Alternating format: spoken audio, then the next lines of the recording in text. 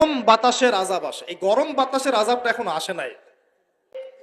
আমি শেষ জামানার হাদিসগুলো টুকটাক গবেষণা করে মনে হচ্ছে অচিরে গরম বাতাসের একটা আযাব আসবে বিশ্বের দিকে, এবং নাসাও এটা নিয়ে গবেষণা করছে অলরেডি। সূর্যের মধ্যে অনেক রকম বিক্রিয়া হচ্ছে ইত্যাদি, হিলিয়াম গ্যাসের অনেক বিস্ফোরণ হচ্ছে। এগুলোর ওয়েভ বা ফ্লোটা আস্তে আস্তে পৃথিবীর দিকে ধেয়ে আসবে। নবীজি বলেছেন ফালইয়ারতাকিবু ইনদা যালিকা রিহান হামরা। এই রিহান হামরা কথাটা এই হাদিসের মধ্যে আছে। তিরমিজির 2211 নম্বর হাদিস এটা আছে। গরম বাতাস ধেয়ে আসবে পৃথিবীর দিকে, গরম বাতাসের আযাব আসবে। ওয়াজালজালা, এবং ভূমিকম্প। অন্য হাদিসে আসছে সানাওয়াতু জালাজিল, ভূমিকম্পের বছরগুলো। আর আসছে মুতানুন শাদীদ, বড় মহামারী। আর খসফুন মানে এই যে জমিন ধসে যাওয়া, মাসখান মানে চেহারা আকৃতি বিকৃত হয়ে যাবে। আর কযফান একটা আছে, কযফান মানে পাথরের বৃষ্টি বর্ষিত হবে। এই আযাবগুলো কখন আসে? এই পাপগুলোতে মানুষ যখন লিপ্ত হয়। ঢাকা শহর ভূমিকম্প প্রবণ এলাকা না? যে পাপগুলা, সেই পাপগুলো আমি কিন্তু একটা লেকচার আলোচনা করে আসছি সিলেটে, দেখে নিন অনলাইনে। 15টা থেকে 20টা পাপ আছে। এই পাপগুলোতে যখন একটা জাতি লিপ্ত হয়, আল্লাহর পক্ষ থেকে আযাব আসে। কয়েকটা কথা বলছি। পাপগুলোর মধ্যে একটা হচ্ছে যে যখন মানুষ বস্তুবাদী হয়, বেশি বস্তুবাদী মানে দুনিয়া নিয়ে খুব বেশি ব্যস্ত, পরকালের ফিকির কম, আল্লাহকে ভুলে গেছে। তারপরে যখন আমানত উঠে যায়, তারপর যখন গনিমতের মাল মনে করে আমানত মানুষ খেয়ে ফেলতেছে, আমানত রাখা হয়েছে, গনিমতের মাল মনে করে খেয়ে ফেলল। যখন মানুষ এই মাকে কষ্ট দিয়ে মানে মায়ের সাথে খারাপ ব্যবহার করে, বউয়ের আঁচল ধরে বসে থাকে। যখন মানুষ বাবাকে দূরে ঠেলে দেয় আর বন্ধু বান্ধবকে কাছে টেনে নেয়। তারপরে আছে যখন গান বাজনা বাদ্যযন্ত্র বেশি হয়, মানুষের কানের কাছে যখন বাদ্যযন্ত্র বাজতে থাকে, মানে হেডফোন দিয়ে গান শুনছেন, এখন কানের কাছে বাদ্যযন্ত্র বাজছে। তারপর যখন মানুষ মাদকদ্রব্য বেশি সেবন করা শুরু করে, বেশি বেড়ে যায়, অশ্লীলতা বেশি বেড়ে যায়, ব্যভিচার বেড়ে যায়। এই পাপগুলো যখন বেড়ে যায় এবং গায়িকা নর্তকীর যে সংখ্যা বেড়ে যায়, প্রতিটা কথা আরবি দিয়ে বলা আছে, আমি বলতে গেলে টাইম যেত, আমি শর্ট করে বললাম। এই কাজগুলো যখন একটা সমাজের মধ্যে বেশি হয়, তখন ওই জায়গায় আল্লাহর পক্ষ থেকে 2টা মারাত্মক মানে আযাব আসে। তার মধ্যে একটা হচ্ছে মহামারী, আর একটা হচ্ছে এই ভূমিকম্প। সাথে চলে আসে ভূমি ধসে যায় এবং চেহারার আকৃতি পরিবর্তন হয়। আর একটা কি, হ্যাঁ, গরম বাতাসের আযাব আসে। এই গরম বাতাসের আযাবটা এখন আসে নাই, কিন্তু আমি শেষ জামানার হাদিসগুলো টুকটাক গবেষণা করে মনে হচ্ছে অচিরে গরম বাতাসের একটা আযাব আসবে বিশ্বের দিকে, এবং নাসাও এটা নিয়ে গবেষণা করছে অলরেডি। সূর্যের মধ্যে অনেক রকম তেজস্ক্রিয় বিক্রিয়া হচ্ছে ইত্যাদি, হিলিয়াম গ্যাসের অনেক বিস্ফোরণ হচ্ছে। এগুলোর ওয়েভ বা ফ্লোটা আস্তে আস্তে পৃথিবীর দিকে ধেয়ে আসবে। আর বড় বড় বস্তুবাদী শহরগুলোতে এই পাপগুলো বেশি না? এখানে মানুষ ওই হাদিসের উপর আমল করছে। এখন কোন হাদিস? নবী সাল্লাল্লাহু আলাইহি ওয়াসাল্লামের ইন্তেকালের 80 থেকে 85 দিন আগে একটা হাদিস তিনি বলে গেছে, একদম শেষের দিকে, জীবনের শেষের দিকে। ওই হাদিসটাকে বলে হাদিসে জিবরিল। কি বলে? নবীজিকে জিবরাইল আলাইহিস সালাম মানুষের রূপ ধরে এসে জিজ্ঞাসা করেছিলেন যে কিয়ামত কবে হবে।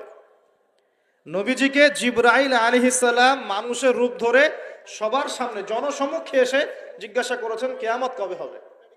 নবীজি বলছেন মাত্র 2টো আলামত বলেছেন। কয়টা ভাই? 2টা। একটা হচ্ছে আনতালিদাল আমাতু রাব্বাতুহা, দেখবে যখন দাসী মনিবকে জন্ম দিচ্ছে মানে কি, সমাজে ন্যায় অন্যায়, হক বাতিল, হালাল হারাম, এই যে মানদণ্ড সব উল্টে যাবে। হালাল হবে হারাম, হারাম হবে হালাল, ন্যায় হবে অন্যায়, অন্যায় হবে ন্যায়, হক হবে বাতিল, বাতিল হবে হক, জায়েজ নাজায়েজ, নাজায়েজ জায়েজ। হ্যাঁ, মানুষ এই মানদণ্ড চেঞ্জ করে না এখন। মনে হয় এখন সমাজে সত্য মিথ্যা, ন্যায় অন্যায়ের মানদণ্ড কি কোরআন সুন্নাহ এখনো টিকে আছে? এখন মানুষ নিজে যেটা ন্যায় মনে করে সেটাই ন্যায়, নিজে যেটাকে অন্যায় মনে করে সেটা অন্যায়, নিজে যেটাকে ভালো মনে করে সেটা ভালো, নিজে যেটাকে খারাপ মনে করে সেটা খারাপ। আল্লাহ যেটাকে হালাল করে দিয়েছেন মানুষ হারাম করে নিচ্ছে, আল্লাহ হারাম করে দিয়েছেন মানুষকে হালাল করে নিচ্ছে। হচ্ছে কি না এগুলা? তো এই যুগ চলে আসে নাই যে দাসী মনিবকে জন্ম দিচ্ছে না? মানে মানদণ্ড উল্টে গেছে। আমার কথা কি বুঝতে পারেন? মানদণ্ড উল্টে গেছে, জিনিস ভালো মন্দের, ন্যায় অন্যায়, হক বাতিলের মানদণ্ড উল্টে গেছে। বলেন তো সত্য মিথ্যার মানদণ্ড কি? আমার বুদ্ধি না আল্লাহর ওহী? কোনটা? সত্য মিথ্যা, ন্যায় অন্যায়, হক বাতিলের চূড়ান্ত মানদণ্ড কি? আমার বুদ্ধি নাকি আল্লাহ পাকের কোরআন সুন্নাহ? কোনটা? কিন্তু সমাজে কি সেটাই বাস্তবায়িত আছে 100%? 50%ও কি আছে? তো এই সমস্যাটা কি চলছে কিনা, তার মানে কি আমাদের এই বড় আলামতটা আমরা দেখছি কিনা? দেখছি। 2 নম্বরটা নবী বলছেন ওয়া আনতারাল হুফাতাল উরাতাল আলাতা রিয়া আশাই ইয়াতাতাওয়ালুনা ফিল বুনিয়ান। নবীজি বলছেন যখন দেখা যাবে সমাজের সবচেয়ে দরিদ্র শ্রেণীর মানুষ, স্যান্ডেল কেনার টাকা ছিল না, কাপড় পরার টাকা ছিল না, এই শ্রেণীর মানুষ রাখাল মানে গরু ছাগল চড়াতো, এই শ্রেণীর মানুষ উঁচু উঁচু অট্টালিকা নির্মাণের প্রতিযোগিতা করবে। ভালো করে বোঝেন, নবীজি বলছেন না ধনীরা, সমাজের ধনীরা অট্টালিকা নির্মাণের প্রতিযোগিতা করবে, নবীজি এই কথা বলছেন না হাদিসে। নবীজি বলছেন সবচেয়ে দরিদ্র শ্রেণীর মানুষ, রাখাল শ্রেণীর মানুষ, স্যান্ডেল নাই, গায়ে জামা নাই, এরা উঁচু উঁচু অট্টালিকা নির্মাণের প্রতিযোগিতা করবে। হচ্ছে কিনা? কিভাবে সম্ভব এই শ্রেণীর মানুষের অট্টালিকা নির্মাণ না, নির্মাণের কম্পিটিশন করা কিভাবে সম্ভব? 1, সুদের মধ্য দিয়ে, 2, করাপশন দুর্নীতির মধ্য দিয়ে, 3, অন্যের সম্পদ আত্মসাৎ করার মধ্য দিয়ে। এই সমস্যাগুলো চলছে কিনা সমাজে? এরাই যখন 10-20 তলা বিল্ডিং উঠাবে তখন তো আর মানুষকে মানুষই মনে করবে না। বুঝতে পারছেন না মনে হয়? এদের তো কোনো পড়াশোনা নাই, কোনো ব্যক্তিত্ব নাই, কোনো দিনই এলেম নাই, রুচিবোধ নাই, কালচার না, সামাজিক না, এর তো মানে অসামাজিক। এরা যখন, এদের হাতে যখন আপনি সম্পদ চলে যাবে, এরা তো সাধারণ মানুষকে মানুষই মনে করবে না, গরিব মানুষকে কিছুই মনে করবে না, ও মনে করবে আমি সব কিছু। আমরা দেখেছি যার একটা বাড়ি আছে ঢাকায়, ও মানুষকে মানুষই মনে করে না, মানুষকে মানুষই মনে করে না, যে মনে করে আমি আমি শহরের মালিক। হ্যাঁ, কি একটা অবস্থা মানুষের মধ্যে, যে কি অহংকার, কি আত্ম অহংকার, এই দালান কোঠার যে অহংকার, এই সমস্যাগুলো হলে আল্লাহ ভূমিকম্পতে ধসায় দিবেন না? দেখেন নাই কয়দিন আগে কি হলো? গতকালকে যে কোটিপতি ছিল তার পরের দিন রুটি নিয়ে দাঁড়ায় আছে, গতকালকে আইসক্রিম বিক্রি করেছে নাচানাচি করে, তারপরের দিন বসে আছে, কিচ্ছু নাই। আল্লাহ পাক এই পাপগুলা দেখে সবর করেছেন, ধৈর্য ধরেছেন, ধৈর্য ধরে এক সময় যখন আল্লাহ পাকের আযাব চলে আসছে, একবারে সব সমল উৎপাদিত হয়ে গেছে। দুঃখে খুশি না, বরং এগুলো সারা দুনিয়ার মুসলমানদের জন্য শিক্ষা। সারা দুনিয়ার মুসলমান যে যেখানে আছি আমাদের সবার জন্য এটা শিক্ষা। এই পাপগুলোতে আমরা লিপ্ত হই, আল্লাহ পাক ছাড় দিলেও ছাড়বেন না। আল্লাহ পাক ছাড় দিবেন কিন্তু ছাড়বেন না। মানুষের মধ্যে এখন সম্পদের যে অহমিকা, গরিব মানুষকে মানুষই মনে করে না, খেটে খাওয়া মানুষকে মানুষই মনে করে না, রিক্সাওয়ালা যারা নিম্নবিত্ত, নিম্ন মধ্যবিত্ত, চা বিক্রি করে, পানের দোকান করে, হালাল খায়, কৃষক, এই মানুষগুলোকে এখন বড় লোকরা মানুষই মনে করে না। না, যাকাত তো তার উপরে ছিল ফরজ, ওই যাকাত তো দেয়ই না যে এই খাবার তার কাছে পৌঁছাবে, উল্টা কিভাবে তাদের সম্পদ লুটে পুটে খাওয়া দেয় সেই বুদ্ধি। আবার নিলেও দিলেও যে কত শর্ত, বাপরে বাপ।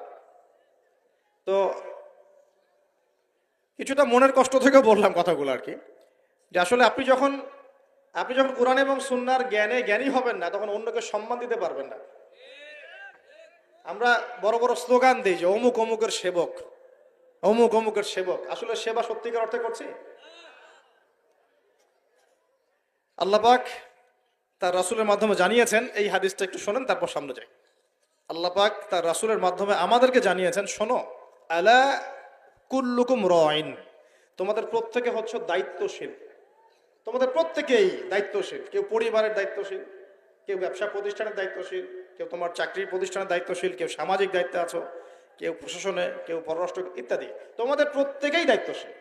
রাইন ওয়া কুল্লুকুম মাসউলুন আন রাইয়াতি, এবং তোমাদের প্রত্যেককে যার যার দায়িত্ব সম্পর্কে আল্লাহ কিয়ামতের মাঠে জিজ্ঞাসা করবে। আমরা কি উত্তর দেওয়ার জন্য প্রস্তুত আছি ভাই? সবার আগে আমি দেখি, আমি আমার উপর দায়িত্বশীল না? মনে করেন আমি বা আমাদের মতো যারা আছেন, যারা দায়ী ইলাল্লাহ, আলেম ওলামা, যারা উম্মার জন্য ভালো চিন্তা করেন, জনগণকে পথ দেখানোর চেষ্টা করেন, তাদের উপর সবচেয়ে বড় আমানত হচ্ছে কোরআন এবং হাদিস। তাদের উপর সবচেয়ে বড় আমানতটা কি? কোরআন এবং সুন্নাহ, এই জ্ঞানটাকে সত্যটাকে স্পষ্ট করে দেওয়া। এটার আলোকে সত্য মিথ্যাকে স্পষ্ট করে দেয়া। কতজন মানুষ এই কাজটা করতেছে? কেউ হিকমার দোহাই পেরে সত্য মিথ্যা স্পষ্ট করে না, কেউ চাকরি চলে যাবে এই ভয়ে সত্য কথা বলে না, কেউ আমার এই হবে সেই হবে কত কিছু চিন্তা করে সত্যের সাথে মিথ্যা তালগোল পাকায় সময় পার করতেছে। ওয়াজ মাহফিল বাংলাদেশের দিন প্রচারের একটা অন্যতম প্ল্যাটফর্ম। এই সারা দেশে মনে হয় প্রতিদিন 100-200 মাহফিল হয় কি না? কিন্তু আপনি দেখবেন প্রচুর মাহফিল, অহেতুক গাল গল্প কেচ্ছা কাহিনী, টাইম নষ্ট। হয়তো একজন আয়োজন করেছে, ওদের টার্গেট আমি টাকা কালেকশন করব, আর বক্তাও এখানে সুযোগ নেবে, কালেকশনে এত পার্সেন্ট আমার, ঠিক আছে? তারপরে জনগণও আসবে, কেউ আসছে ভিডিও করতে, কেউ সেলফি উঠাইতে, কেউ এইটা কেউ সেইটা, ওদিকে চানাচুর খাচ্ছে, ওদিকে মেলা লাগছে, এরকম দেখেন। এক একজন এক এক উদ্দেশ্য। আসলে উদ্দেশ্য কি আমার এখানে? উদ্দেশ্য হবে আমি আল্লাহর দ্বীনের সত্য কথাগুলো কোরআন সুন্নাহর মানদণ্ডে যাচাই বাছাই করে যুগোপযোগী ভাবে জনগণের বুঝ অনুযায়ী তাদেরকে বুঝিয়ে দিয়ে আসবো। জনগণ কি করবে? অডিয়েন্স, তারা এখানে আসবে একটা নিয়াতে, আমরা কোরআন সুন্নাহ শুনবো, কোরআন সুন্নাহর কথাগুলোকে মেলাবো, যাচাই করব, যদি কোরআন সুন্নাহর সাথে মিলে যায় আমি গ্রহণ করবো। যদি বক্তার কথা কোরআন সুন্নাহর সাথে না মেলে আমি নিব না। আমি কেন, যত বড়ই বুজুর্গ বক্তা আসুক না কেন, আলেম আসুক না কেন, কোরআন সুন্নাহর সাথে যদি তাদের কথাগুলো মিলে না যায় সেই কথা কখনোই আপনি গ্রহণ করবেন না। কখনো কখনো কেউ অজ্ঞতাবশত এমন কথা বলতে পারে যেটা কোরআন সুন্নাহয় নাই। এটা যদি অজ্ঞতাবশত হয় তাহলে সে জ্ঞান অর্জন করলে আপনাকে শুধরে দিবে ইনশাআল্লাহ। আর যদি কেউ কেউ ইচ্ছা করে এগুলো করে তাহলে আপনার উপর দায়িত্ব হচ্ছে কোরআন সুন্নাহর মানদণ্ডে যাচাই করে তার কথা গ্রহণ করা। এই কাজটাই বা কয়জন করে? শ্রোতাদের মধ্যে অনেকে আসছি বক্তাকে একবার দেখবো চলে যাব, কেউ আসছে সেলফি উঠা, কেউ মোবাইলে ছবি তুলবে, কেউ ভিডিও করবে। প্রতিটা কাজের উদ্দেশ্য কি? আমাদের দ্বীনি কাজের উদ্দেশ্য হবে এই কাজগুলোর ওসিলায় পরকালে আল্লাহর নাজাত যেন পাই ইনশাআল্লাহ, এবং দুনিয়াতে আল্লাহর দ্বীন যেন এগিয়ে যায়, উপকৃত হয়। আর রিজিক, টাকা পয়সা, উন্নয়ন সবকিছু আল্লাহ পাকে দিবে ইনশাআল্লাহ। তার আল্লাহ দিবেন না? ইসলামপন্থীদের হাতেই সবচেয়ে বেশি রিজিক থাকবে ইনশাআল্লাহ, ইসলামপন্থীদের হাতেই সবচেয়ে বেশি সচ্ছলতা থাকবে ইনশাআল্লাহ। আর আগামীতে যে দিন আসতে যাচ্ছে, যে অর্থনৈতিক সংকটময় বিশ্ব আসতে যাচ্ছে, এই সময় যে কোরআন সুন্নাহর আলোকে ইকোনমিক্স ঢেলে সাজাবে সেই পার পাবে, অন্য কেউ পার পাবে না। বিশ্বাস করছেন না? দেখে নিয়ে, যাকাত যদি এখনো চালু না হয় তাহলে গরিব মানুষের পেটে এবার লাথি মারা হবে সামনে, দেখে নিয়ে। যাকাত চালু করতে হবে। খালি কোটি কোটি টাকা প্রতি মাসে মাসে কামাই করব, যাকাত দিব না, এটা বাদ দিয়ে দেন। যাকাত যে দিবে না সেও বিপদে পড়বে, যাকাত যাকে দেয়া হবে না তারও অর্থনৈতিক মন্দা শুরু হয়ে যাবে। যাকাত আল্লাহ পাক দিয়েছেন কোরআনের অর্থনীতি মানে যাকাত, কোরআনের অর্থনীতি মানে ব্যবসা, কোরআনের অর্থনীতি মানে সাদাকা, মানে কৃষিভিত্তিক অর্থনীতি। এই পুরো বিষয়গুলোর মধ্যে সারা বিশ্বের অর্থনীতি পড়ে যায়। কিন্তু এখন আমরা এগুলো সব না হলেও অনেকগুলো অংশ সরিয়ে দিয়ে সুদ চালু করে এটা দিয়ে খাচ্ছি আর কি টুকটাক। সুদের পরিণাম ধ্বংস হবেই হবে, আজ হোক আর কাল হোক সুদ ধ্বংস হবেই হবে। সারা দুনিয়া এখন দেখছে যে সুদ কিভাবে ধ্বংস হয়, সারা দুনিয়া এখন দেখছে সুদ কিভাবে ধ্বংস হবে। মনে রাখবেন, এর ফলে শুধু এক শ্রেণীর মানুষই লাভবান হবে। কোন শ্রেণী? যারা বুর্জোয়া শ্রেণী, যারা পুঁজিবাদী শ্রেণী, যারা ধনিক শ্রেণী, যাদের হাতে সম্পত্তি কুণ্ঠিগত থাকবে, এরা হয়তো পার পেয়ে যাবে এই দুনিয়াতে। কিন্তু মধ্যবিত্ত শ্রেণী আর নিম্ন মধ্যবিত্ত শ্রেণীর জীবনে এমন দুর্ভোগ নেমে আসবে সামনে, দেখে নিয়েন কি হয়। সুদের পরিণতি হচ্ছে ধ্বংস, পরিণতি মানেই ধ্বংস। সুদ যখন চালু হবে তখন আল্লাহ পাক কোরআনে বলছেন, ও যে ব্যক্তি সুদ খেলো সে যেন আমার এবং আমার নবীর সাথে যুদ্ধ করলো। একটা বলি তাহলে বুঝবেন, সূরা বাকারায় 279-80 এই আয়াতগুলোর দিকে আছে, 79-81। আল্লাহ পাক বলছেন, ইয়া আইয়ুহাল্লাযীনা আমানু, হে মুমিনগণ, ইত্তাকুল্লাহ, তোমরা আল্লাহকে ভয় করো। আল্লাহর কথা সহজ না? তোমরা আল্লাহকে ভয় করো। ওয়াযারু মা বাকিয়া মিনার রিবা, সুদ ছেড়ে দাও, সুদের অবশিষ্ট অংশ ছেড়ে দাও, মানে সুদ ছেড়ে দাও। ওয়া ইল্লাম তাফআলু, যদি তোমরা সুদ না ছাড়ো, ফাআযানু বিহারবিন মিনাল্লাহি ওয়া রাসূলিহি, তাহলে আল্লাহ এবং তার রাসূলের সাথে যুদ্ধের ঘোষণা শুনে রাখো। আমি বানিয়ে বললাম? আপনার কিতাব, এই কিতাব আপনার বাসায় নাই? আপনি কি এই কিতাবের জন্য জীবন দিতে চান না? যখন এই কিতাবের এই কিতাবকে কেউ অবমাননা করে আপনার তো গা জ্বলে, হৃদয় রক্তক্ষরণ হয়। কয়দিন আগে যে ওই যে সুইডেন না ডেনমার্ক, হ্যাঁ আমি নামও ভুলে গেছি, ভুলে যাওয়াই ভালো, এগুলো মনে রাখাই খারাপ, কারণ এদেরকে মনে রাখে কি হবে। শুধু প্রথম কথা হচ্ছে যে ওই ওই পশ্চিমা সভ্যতার মধ্যেই যারা বাক স্বাধীনতার কথা বলে, ব্যক্তি স্বাধীনতার কথা বলে, আর তাদের বাক স্বাধীনতা মানে হচ্ছে ছেলে ছেলে বিয়ে করতে পারবে, এটা ব্যক্তি স্বাধীনতা। আর বাক স্বাধীনতা মানে ইসলামের বিরুদ্ধে যা ইচ্ছা তাই বলতে পারবে, ইসলামের বিরুদ্ধে যা ইচ্ছা তাই বলতে পারবে, এটা হচ্ছে বাক স্বাধীনতা। আর আল্লাহ পাকের বিধানের বাইরে যা ইচ্ছা তাই করতে পারবে, মদ খাবে, সুদ খাবে, ঘুষ খাবে, জেনা করবে, পর্নোগ্রাফিতে থাকবে, যা ইচ্ছা করবে, এর নাম হলো ব্যক্তি স্বাধীনতা। এরপরে তো সেখানে কোরআনকে অবমাননা করেছে, কোরআন পুড়িয়ে দিয়েছে, আপনারা দেখেছেন তো, তখন আপনার খারাপ লাগে নাই? একটু খারাপ লাগে নাই ভাই? কষ্ট হয় নাই? যদি সে আপনার ছেলে হতো আপনি কি করতেন বলেন? আপনার ছেলে যদি কোরআন পুড়িয়ে দিত কি করতেন?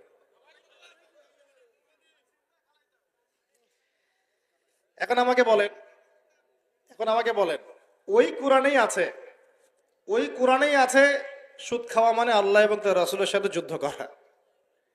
আর আমি আর আপনি যে মানছি না, এখন আমাদের কি হবে বলেন? সে তো অমুসলিম, কোরআনে কি আছে জানেই না বেচারা, কোরআনের প্রতি অনেক ক্ষোভ, কারণ কোরআন ওদের সমস্ত জাহিলিয়াত অন্যায়ের বিরুদ্ধে কথা বলে, এই জন্য কোরআনকে পুরাই দিতে চায় এবং নবীকেও গালিগালাজ করে, তাই না? ইসলামের বিরুদ্ধে দাঁড়া যায়, ইসলামের বিরুদ্ধে ওরা চেষ্টা চালায়, কারণ ওরা জানে না ইসলাম কি, ওরা বোঝে না কোরআন কি, ওরা বোঝে না মুহাম্মদ সাল্লাল্লাহু আলাইহি ওয়াসাল্লাম কে, তিনি কেমন আদর্শ, কেমন মানুষ, তিনি যে পুরো বিশ্বের জন্য রহমত, ওরা তো জানেই না, বোঝেই না। আমরা জানি না? এখন আমরা যে জানি, কিন্তু আমরা যে কোরআন পড়তে জানি না। আমরা তো জানি, কিন্তু আমরা তারপরেও যে কোরআন তেলাওয়াত করতে পারি না, জানার পরেও যে কোরআনের অর্থ কোনোদিন পড়ে দেখলাম না। আর গত বছর তো অর্থ পড়তে বলেছিলাম যে অর্থগুলো একটু পড়ে দেখেন, বাপরে বাপ, যে ধোয়াটা ধুইলো আমাকে, আমি একদম পরিষ্কার হয়ে গেছি, এমন ধোয়া ধুয়ে দিচ্ছে। আমি কি বলেছিলাম যে কোরআন তেলাওয়াত করলে কোনো নেকি হবে না? কোরআন তেলাওয়াত করলে কোনো নেকি হবে না, এই কথা বলেছিলাম না? বলেছিলাম যে কোরআন তেলাওয়াত শুধু তেলাওয়াত করে গেলে আপনি ভিতরের হকটা আদায় করতে পারবেন না। কোনটা বলেছে? কোরআনে আপনি সূরা ফাতিহা পড়লেন, কিন্তু সূরা ফাতিহার অর্থ আপনি বুঝলেন না। আপনি কি সূরা ফাতিহার মধ্যে আল্লাহ যা বলেছেন তা কি বুঝতে পারলেন? এই যে আয়াত একটা তেলাওয়াত করলাম, আপনি পড়তে পারলেন, ইয়া আইয়ুহাল্লাযীনা আমানু তাকুল্লাহা ওয়া যারু মা বাকিয়া মিনার রিবা ইন কুনতুম মুমিনিন ওয়া ইন লাম তাফআলু ফাআযানু বিহারবিন মিনাল্লাহি ওয়া রাসূলিহি। আপনি কি কিছু বুঝলেন? তিলাওয়াত তো করলেন, প্রত্যেক হরফে 10 নেকি হলো, আপনার আমলনামায় প্রত্যেক হরফে 10 নেকি হলো, ঠিক আছে, বুঝলাম, মানলাম, কিন্তু এই আয়াত যে আপনি বুঝতে পারলেন না। কিন্তু এখন আমি যদি বলে দেই আয়াতের অর্থটা এমন, হে মুমিনগণ আল্লাহকে ভয় করো, সুদ ছেড়ে দাও, যদি না ছাড়ো আল্লাহ এবং তার রাসূলের সাথে যুদ্ধের ঘোষণা শুনে রাখো, এবার কি কিছু বুঝতে পারলেন? বুঝতে পারেন নাই? তাহলে অর্থের দরকার নাই ভাই। আর কত সহজ করে বলবো বলেন তো ভাই, আর কত সহজ করে বোঝা? আমি যে এখন মুসলিম পরিবারে জন্ম নিয়েও যে আমি কোরআন তেলাওয়াত করতে পারছি না, অর্থটা পড়ে দেখছি না, নবীর হাদিসগুলো পড়ছি না, কোরআন রেগুলার একটু তেলাওয়াত করি না, কোরআনের একটু দাওয়াত মানুষকে দেই না, কোরআনের কাজে সাহায্য করছি না, এগুলো কি আমার অপরাধ হচ্ছে না? কে বড় অপরাধী তাহলে, তারা না আমরা? দ্বিতীয় ওয়াদাটা করতে পারি। প্রথম ওয়াদা করেছেন দরুদ পড়বেন সকালে সন্ধ্যায় 10 বার করে, মনে আছে তো নাকি ভুলে গেছেন? আমাদের মেমোরি তো এখন মাছের মতো, অ্যাকুরিয়ামের মাছ আছে না, ওই মাছের মেমোরি ওখানে ঘোরে কেন সারাদিন জানেন? কারণ ওর memory short time memory loss, মানে ওর মেমোরি এত নিচু স্কেলের, ও মনে করে যে এটা হচ্ছে অনেক বড় সমুদ্র, ও কোথায় গেল ভুলে গেল, এই যেখান থেকে এই পর্যন্ত গিয়েছে ও ভুলে গেছে কোথেকে কোথায় আসছে, মেমোরি লস। আমাদের কেন জানি আমাদের জাতিটা এরকম হয়ে গেছে, আল্লাহ মাফ করুক। একটা ইস্যু আসে, ওইটা নিয়ে একদম মাতামাতি লাফালাফি, চলে গেলে ওইটা ভুলে যাবে, নতুন ইস্যু, এমনটা হয় না? আচ্ছা, তো আপনারা ওই রকম হয়েন না অন্তত পক্ষে, আল্লাহ পাক তৌফিক দান করুন।